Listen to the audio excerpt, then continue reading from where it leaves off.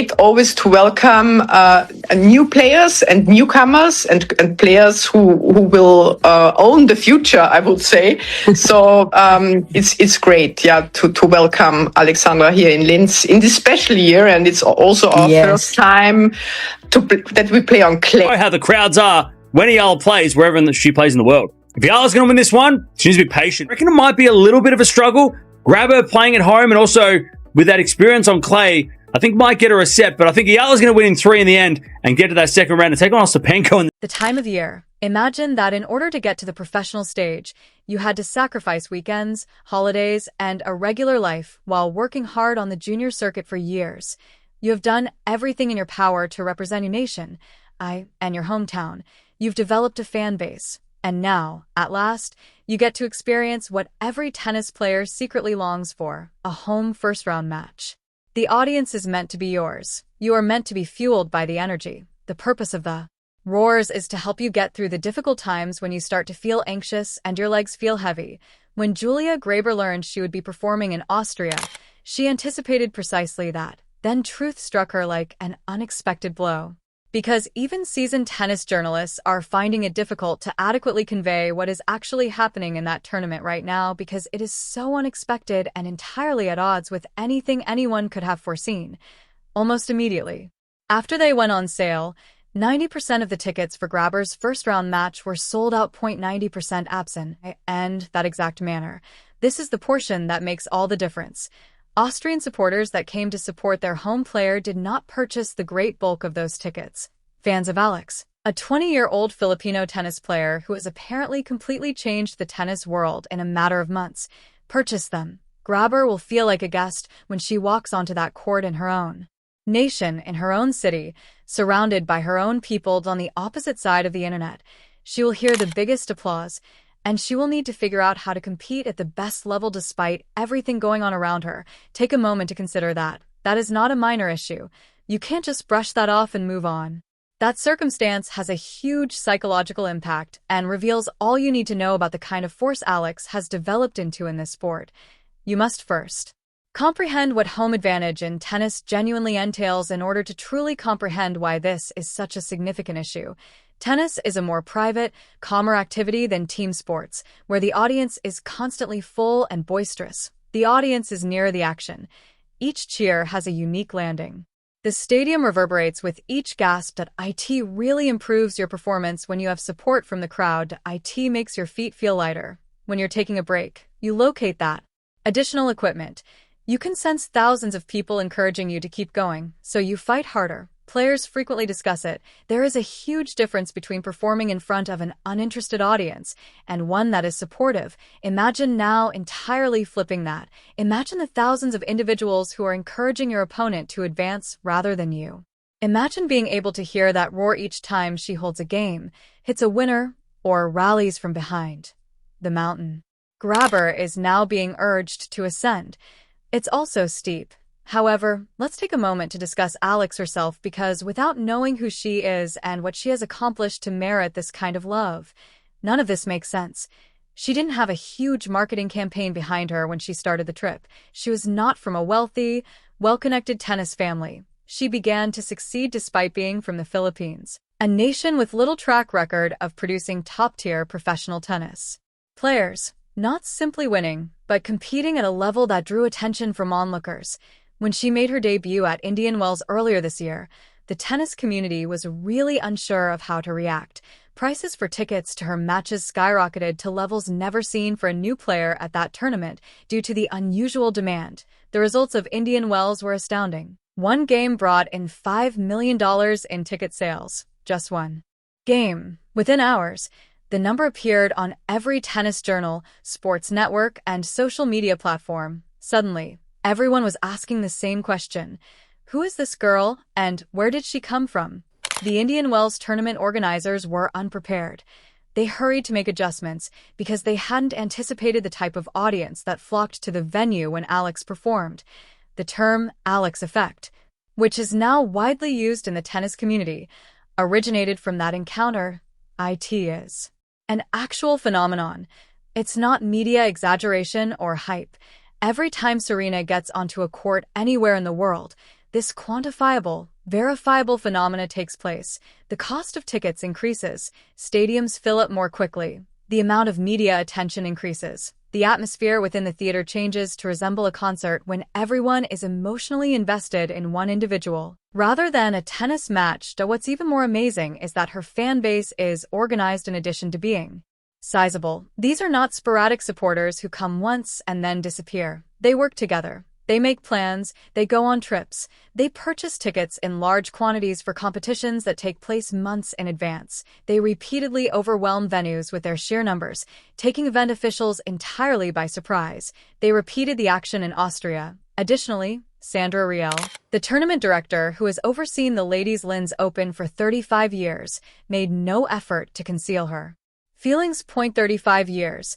It's a long time to host a tennis competition. Many players have emerged, as you have witnessed. You've witnessed both calm and thrilling contests. You've seen rising stars and well-known figures. Following all of that, Riel publicly stated that she had never encountered anything like what Alex brought to this tournament in all those years. She complimented her as a worldwide phenomenon as well as a tennis player.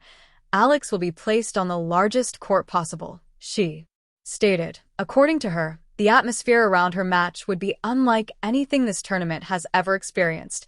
She even went so far as to say that she would personally invite Alex to the competition. Consider the implications of that. A tournament director personally greeting a player who isn't even seeded first, isn't a champion, and isn't an experienced athlete because her presence alone changes the entire event. A public declaration of that nature from someone who has overseen a tournament for 35 years is quite significant. It indicates that the events around Alex are not typical. It's not a moment. There's been a real change in the way this sport functions and who is in charge of it.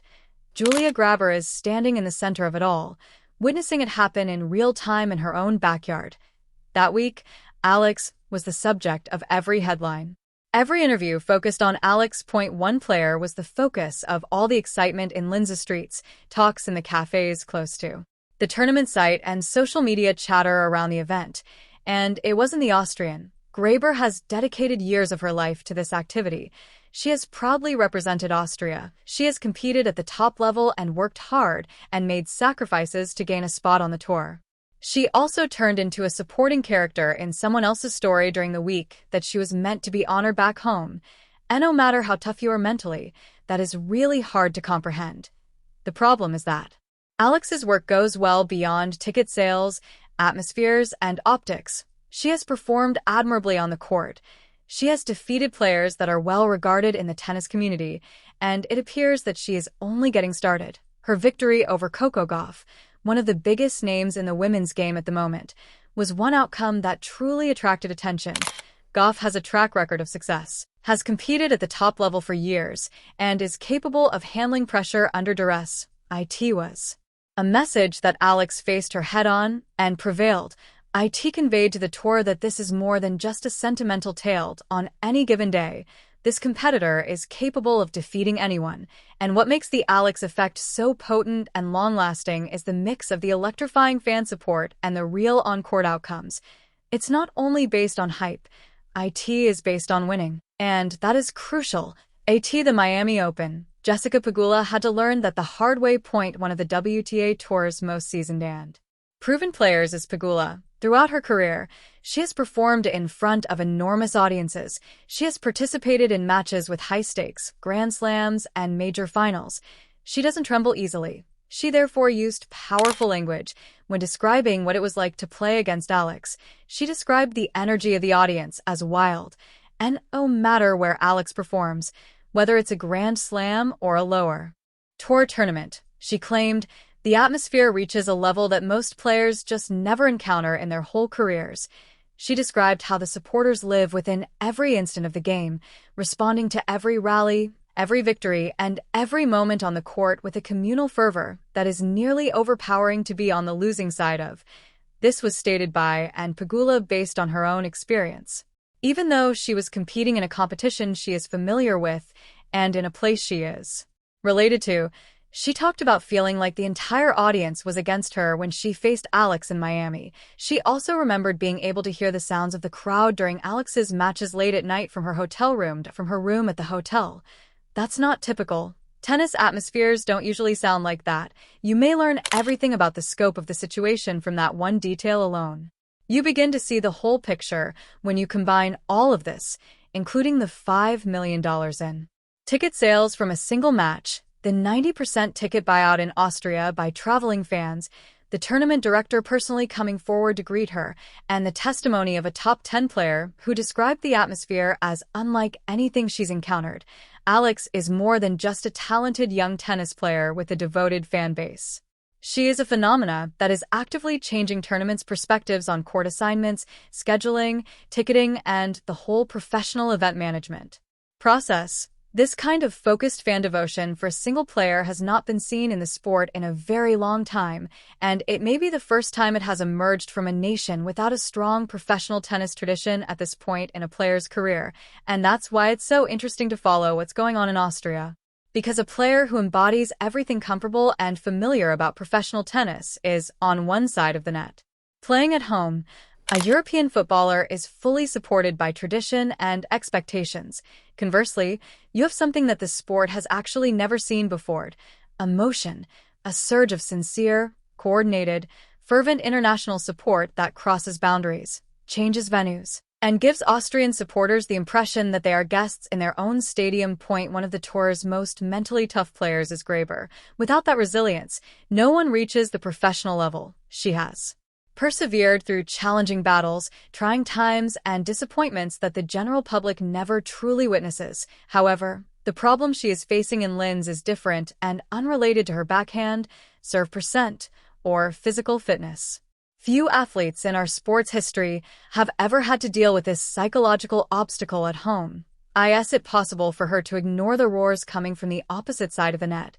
Is it possible for her to take advantage of the pressure instead of giving in to it? Can she provide enough opportunities for Austrian supporters to unite and shift the mood even slightly in her favor? These are actual questions with very unpredictable responses.